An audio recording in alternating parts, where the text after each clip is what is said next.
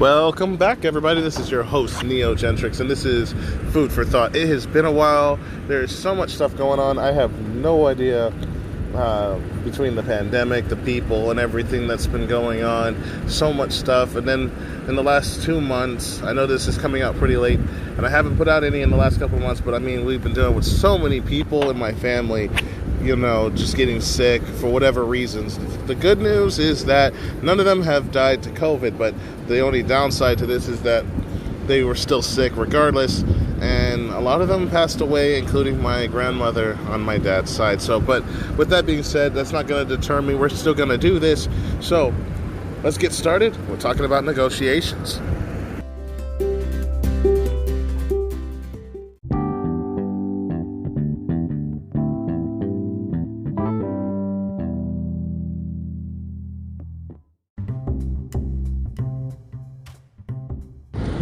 Alright, everybody, let's go ahead and do what we normally do and get started. So the topic is negotiation. Not something anyone or everyone is pretty much unfamiliar with. It's something that's existed for a while. Negotiation by trade is a method by which people settle their differences. It is a process by which compromise and agreement is reached while avoiding argument and dispute. I mean, in any disagreement, most individuals usually understandably aim to achieve the best possible outcome for their position, or perhaps an organization they represent, more often than not. But, however, the principles of fairness and seeking mutual benefits while maintaining that same relationship are the main key and the main source of outcome from a negotiation. I mean, think about it. There are specific forms of negotiations that are used in many different situations, including international affairs, legal systems, governments, industrial disputes, domestic relationships, for one. Just to give an example of how they're used and what they're best represented for. However, the whole thought of general negotiation skills is often learned and applied in a wide range of activities. Negotiation skills can be a great benefit. I mean, using it to resolve differences that arise between you and others, whether it's a relationship standpoint or not, it's a whole different thing in itself. And there are different stages to negotiation. This is something to keep in mind.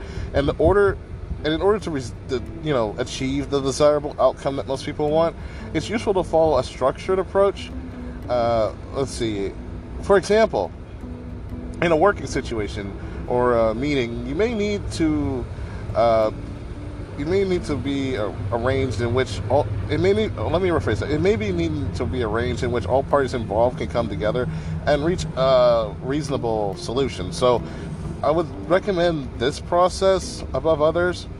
And it's a 6-step process. We'll go into each one individually, but I want to go ahead and point out the 6 steps. The first one is preparation.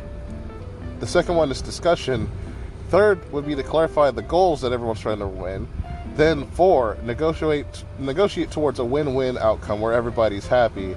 Agree upon that action, which is the 5th thing, and then 6 would be to implement it. Or find a way to implement it so that it happens. These are the mainstays for negotiations in a basic outcome, regardless of the circumstance and the setup, so that everyone can come to a conclusion that everyone's happy about. That's typically how this works. But it depends on situation to situation. Some situations may not be that simple, and others may require a little more work, but this depends on the circumstance to which you stand for and how it goes about it. And believe it or not, while I do say this in the terms of it referring to a business sense, this also applies to relationships as well. The problem that a lot of relationships have, and I'm not going to go too in-depth in this, is because I already did an entire podcast on relationships in the past, so if you want to check that out, go ahead. The mainstay is that people seem to forget that a relationship is two-sided of the same coin. You both marry each other, you become one, which means that you need to find a way to negotiate with each other, find an equal opportunity setup in a way where both sides are happy, and deal that way. Most people can't even do that. So when something goes wrong, they're like, well, you didn't do this for me, so I'm not doing this for you. That's not how this works. You both live together, I would assume. If you're married, you have to deal with each other. You both had kids together. You have to find a way to cooperate with each other to get along. Obviously, y'all did at some point before you got married. So I would say go back to whatever helps you get the relationship going in the beginning and start there. Remember, a relationship is nothing different than the same thing as being friends with each other, just with more perks and benefits. You don't really need to change anything. The only difference is now you live with each other, you get to see each other's habits and faults, you get to learn from each other and compensate for each other's weaknesses. That's the only main differences. Nothing really changes. Keep that in mind. Now let's go on to the first step and explaining the first step of negotiation: preparation.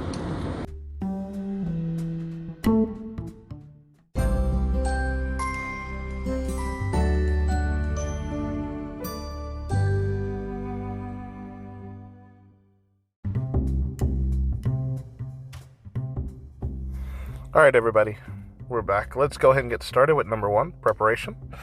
So before any type of, how do I put it, negotiation takes place, okay, a decision needs to be taken as to when and where a meeting will take place to discuss the problem and, who will attend. Setting a limited time scale can also be helpful to prevent the disagreement that's going on from continuing and getting potentially worse. The thing to keep in mind about this stage is it involves ensuring all the pertinent facts of the situation are known in order to clarify your own position on the matter, so you're not going into this half-cocked with barely a glimmer of the idea of what you need to do. That's never a good idea. Okay? In the work example I gave before, this would include knowing the rules of your organization, to whom help is also given, when help is not felt appropriate and the grounds for such refusals exist. You need to know how those work. Your organization may as well have policies to which you can refer in preparation for the negotiation that's about to take place. This is to also keep you out of any legal trouble with the company you work with, since you're the one in charge of whatever negotiations that are afoot that you have to take care of. And undertaking the preparation beforehand, before discussing any of the disagreements and such, will also help avoid further conflict and any unnecessary wasting of time during the meeting as you're trying to do this. Okay? Second, discussion.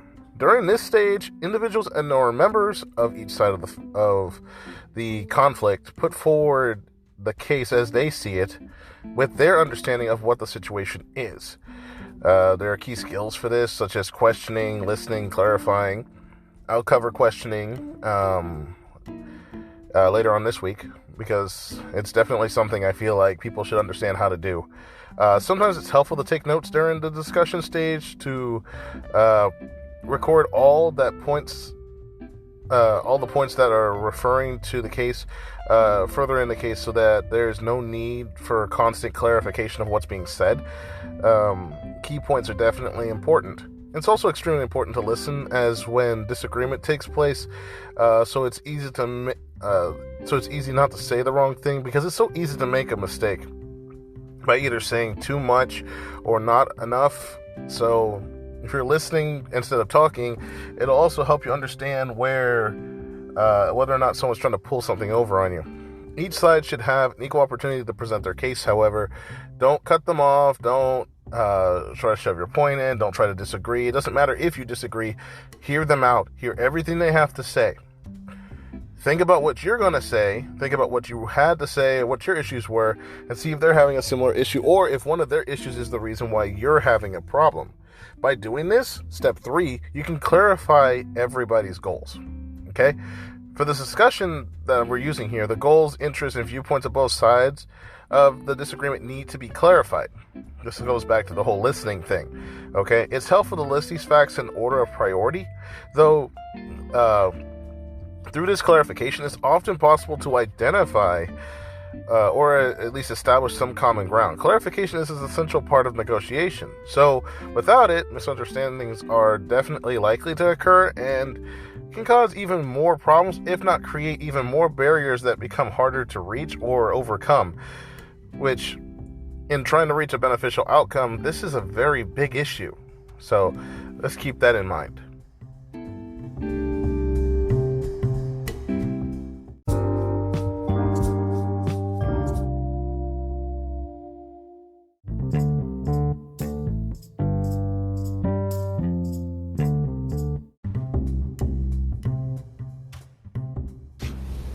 All right, all right. So, moving on to number 4, right? So, we need to negotiate towards a type of win-win outcome, okay? Basically, this stage focuses on, how do I put it? On what is termed as a win-win outcome.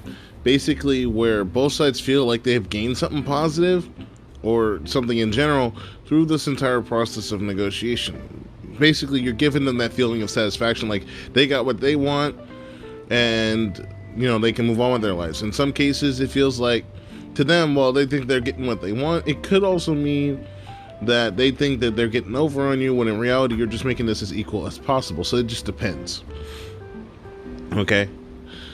Essentially, what all the negotiating is doing is basically making both sides feel as though their point of view has been taken into consideration. Never try to use the negotiation for nefarious purposes or just to get your own agenda passed, because in the process of doing this, you might end up making an enemy of both sides, and that's what you want to avoid. Okay? Especially if you're trying to become a chief negotiator. All right? A win-win outcome is usually the best result, but there are other results. Although this may not always be possible, keep that in mind, that through the negotiation, it should be the ultimate goal to achieve this outcome, but it's not always plausible, okay? There's always suggestions of alternate strategies, compromises that could be considered at this point. Compromises are often positive alternatives, which can often affect or help you achieve an even greater benefit based off the concerns of the two parties compared to their original positions. Okay? So after that, we have step 5, the agreement, right? Agreements can be achieved only once understanding of both sides and both viewpoints have been considered and interests of theirs have been put on the table. It's very essential for everybody involved to keep an open mind in order to make this even acceptable as an outcome or possible solution. Any agreements need to be made need to be as perfectly clear as possible so that both sides know what has been decided, okay? Otherwise, this whole shebang was worth nothing in the long run, okay? With that being said, the sixth and final step to this whole ordeal is implementing a course of action. All right? There's several different ways of doing this, but for now, this is the one we're going to focus on. From the agreement, a course of action needs to be implemented to carry through the decision, okay? Now, this can be done through strategic thinking and action planning, but these are topics I'm going to cover later, so you can look forward to that in more detail.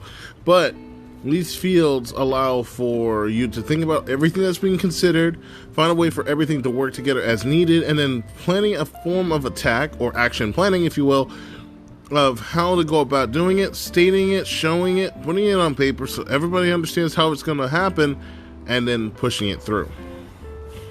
Okay?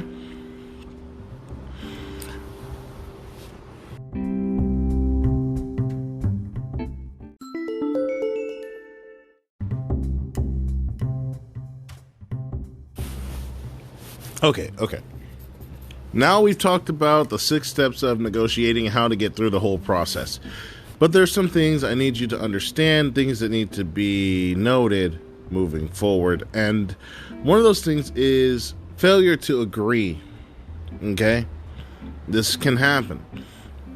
How this happens is as follows. Let's see if I can simplify this as much as possible. But if the process of negotiation happens to break down and an agreement cannot be reached, then reschedule a further meeting to try this again, okay? Never just kind of let it end. Never just let it burn out, okay? If you're really striving for a certain type of outcome, or that's what you're hoping for, you cannot let it fizzle out, okay?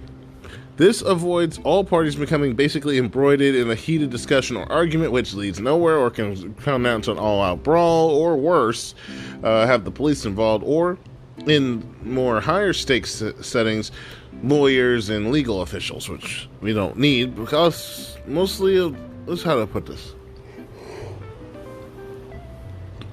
Those guys are super expensive, and in some cases, while some are really, really nice, most of those legal officials and or lawyers or attorneys are dicks. And they just care about how much money you can put in their pocket. Okay? Now, like I said, you want to avoid all the parties becoming embroiled and heated in a weird discussion type argument or thing, okay? Not only does this waste time, but it can also damage any future relationships that you and whichever parties or companies or businesses you're trying to negotiate on behalf of have already. So if the relationship's already strained, this is only going to make it worse. Now, at the subsequent meetings, the stages of negotiation should also be repeated again to see if there's any new ideas or interests that should be taken into account, and then looking at the situation as a fresh encounter, okay? At this stage, it may also be helpful to look at other alternative solutions and bring in another person to also mediate as well, okay? You never just want one person looking at this. Now, with that being mentioned, there is this other form of negotiation called informal negotiation. Okay, there are times when there's a need to negotiate more informally. Okay, you don't need a formal setting like the ones I mentioned already. And at such times when differences of opinions arise, it might not be possible or appropriate to go through the stages set out, as I listed before, in a formal manner. Okay.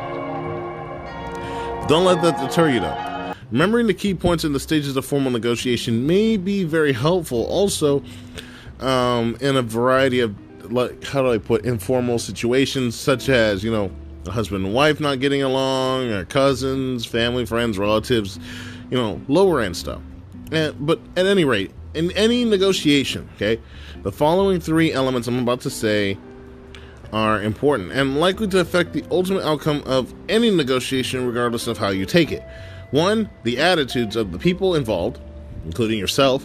2, knowledge of the situation and everyone else around you, as well as what they want, and your and 3, your interpersonal skills, which we've already covered on this channel and this podcast, and how you can improve those. There's still a lot more for me to cover on interpersonal skills, but we'll cover those as we go. Those are the main keys, mainstays for an informal negotiation.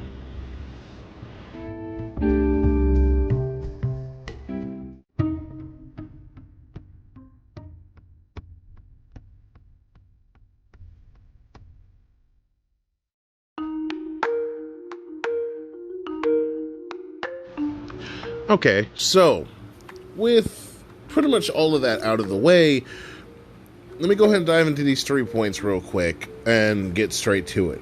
Okay, first I mentioned attitudes, then knowledge and interpersonal skills. So when I say attitudes, first off, what I'm saying is, how do I put this? All negotiation is strongly influenced by the underlying attitudes that are used for the process itself. For example, to the issues and personalities involved in a particular case, or the attitudes linked to the personal needs for recognition that are needed for the negotiation to take place. Now, things to be aware of are that negotiation is not an arena for the realization of individual achievements. Okay, keep yourself out of it. Second, there cannot, let me say it like that, there cannot be resentment of the need to negotiate by those in authority. Okay, and if you're the one who isn't, who has the authority for the negotiation, you definitely don't want to deny it. Also, you don't want to have an attitude about it at all. And then lastly, certain features of negotiation with this in mind may influence a person's behavior.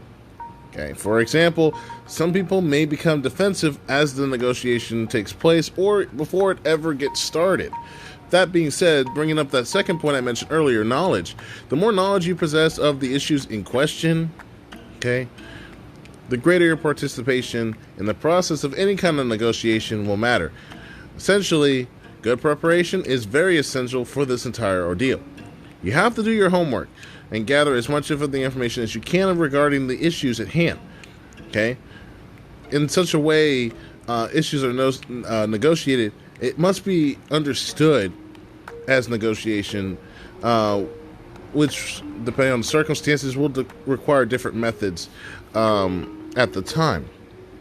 Again, your interpersonal skills, which is the last one, are essential for effective negotiations, both in formal situations and less formal situations, or on just a one-on-one negotiation. Believe it or not, and you're going to probably find this hard to believe, I use these types of same tactics while informally with my girlfriend on a day-to-day basis. There are times she wants to do things that I don't want to do, and I have to find some type of compromise. The only way to do this for me, though, is for me to negotiate something that I know she wants in order for me to get what I want, okay?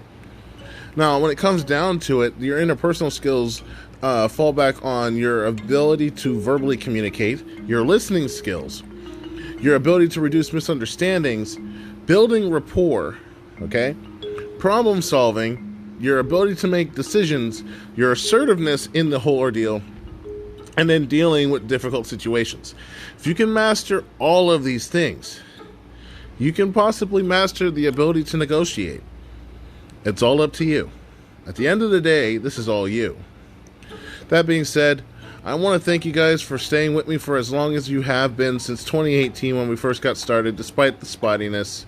And I look forward to having you guys listen to me as I start this whole thing back up again.